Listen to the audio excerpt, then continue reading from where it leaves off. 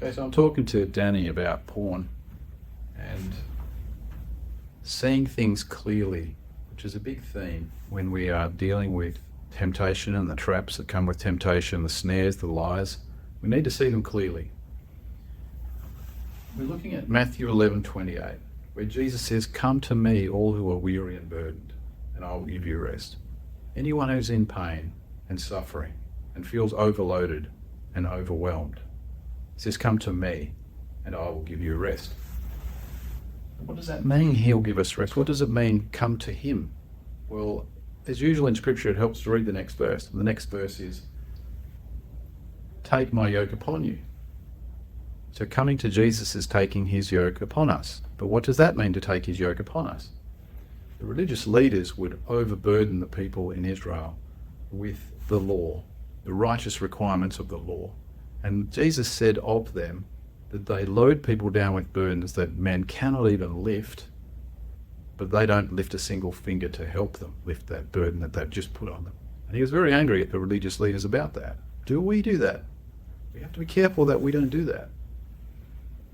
He said, "Take my yoke upon you." What he means is he fulfilled the law on our behalf. So the burden of keeping the law, he has taken from us. When we're yoked to him, he carries that load. He has done the work for us. We call this imputed righteousness. We are right before God because of what Jesus did on our behalf. So he says, do that. Of course, it's a faith. That's a faith step. We have to receive that by faith. Take my yoke upon you and learn from me, for I am meek and humble, and you will find rest for your souls. So in the humility that comes from faith, we will find our rest in him. However, the world says, don't come to Jesus, come to me. The world, Satan, you could say, says that. Don't choose Jesus, choose me. In the form of what the world offers. Lust of the eyes, lust of the flesh, and the pride of life. What looks good, feels good, and boosts my ego is what the world offers according to 1 John 2:15 and 16. So Satan says, not Jesus, come to me instead. Use these strategies. How about social media to numb the pain?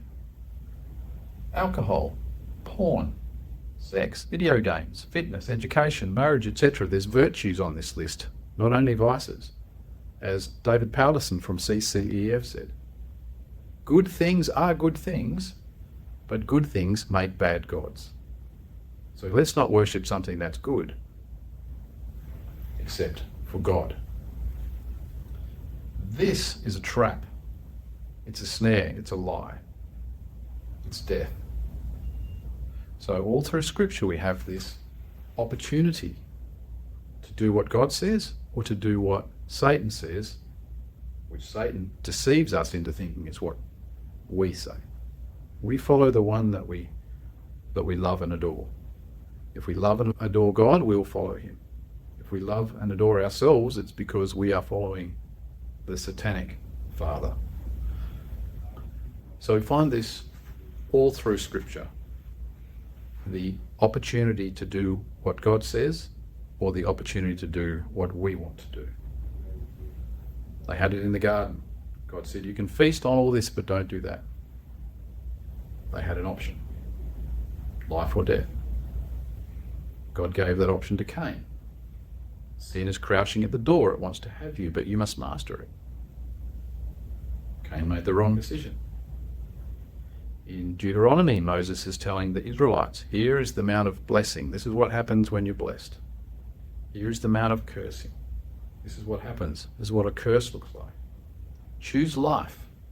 It's not beyond you. You don't have to go up to bring someone down. You don't have to go down to the depths to bring someone up. Now we know that was Christ who came from above, who came from the depths, so that we wouldn't have to go through those processes. It's not too far from us, it says in Romans 12. It's in our heart, it's in our mouth.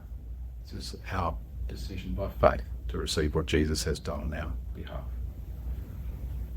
Proverbs, you have wisdom calling to the simple on the street. Come to me. When you have me, you will have everything you need.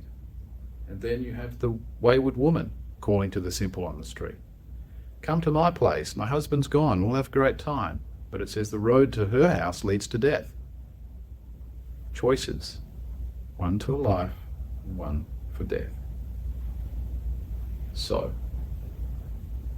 take his yoke upon us. Receive by faith what Christ has done on our behalf. Find our lives hidden in him and right with God. And don't follow the path that leads to death.